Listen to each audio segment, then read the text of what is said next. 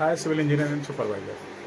जैसा कि last video में हमने बताया आपको बीम बॉटम सपोर्टिंग कैसे करेंगे, उसको चेकिंग कैसे करेंगे, उसका ओपन स्पेस चेक करना है, एक्स वाई डायरेक्शन चेक करना और प्रॉपर प्रोसीजर और सिस्टम हमने आपको समझाया।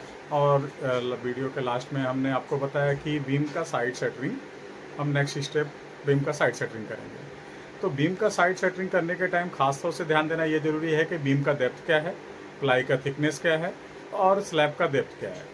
तो इसके लिए ज़रूरी है स्लैब का थिकनेस सबसे ज़्यादा ज़रूरी मायने रखता है बीम का साइड सेटरिंग करने के टाइम। समझ लीजिए कि एक एग्जांपल हम सेट करते हैं, ठीक है। स्टैंडर्ड प्लाई का थिकनेस होता है 12 mm, जिसको कंसीडर करते हैं कारपेंटर लोग 10 mm। फिर उसके बाद है नेक्स्ट स्टेप आपका बीम का डेप्थ। स्टैंडर्ड पकड़ लेते हैं हम 700 mm का थिकनेस का बीम का डेप्थ है।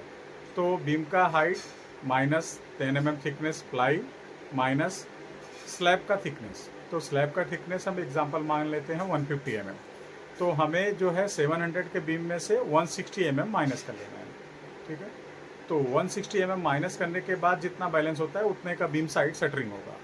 ये हमें खास तौर से कैलकुलेशन करके ही शटरिंग करना चाहिए। कई बार कारपेंटर लोग तो जो एक्सपर्ट होते हैं, जो एक्सपीरियंस होल्डर होते हैं, फोरमैन होते हैं, वो लोग प्रॉपर करके लेते हैं। लेकिन कई बार अगर फ्रेशर रहते हैं और उनको नहीं पता होता है या न्यू फोरमैन रहता है तो ये गलती होने के चांसेस रहते हैं। तो ये ज़रूरी है हम इंजीनियर लोग को कि वो चेक करना चाहिए कि ये प्रॉपर हो रहा है कि नहीं। तो ये चेक करने के बाद ही कि प्रॉपर शटरिंग उस हिसाब से कटिंग मेकिंग हो रहा है कि नहीं। कटिंग मेकिंग का उनसे पूछना ज़रूरी है कि आप किस हिसाब से कटिंग मेकिंग कर रहे हो, आप क्या थिकनेस हिसाब से पकड़ रहे हो। तो ये बहुत ज़रूरी है।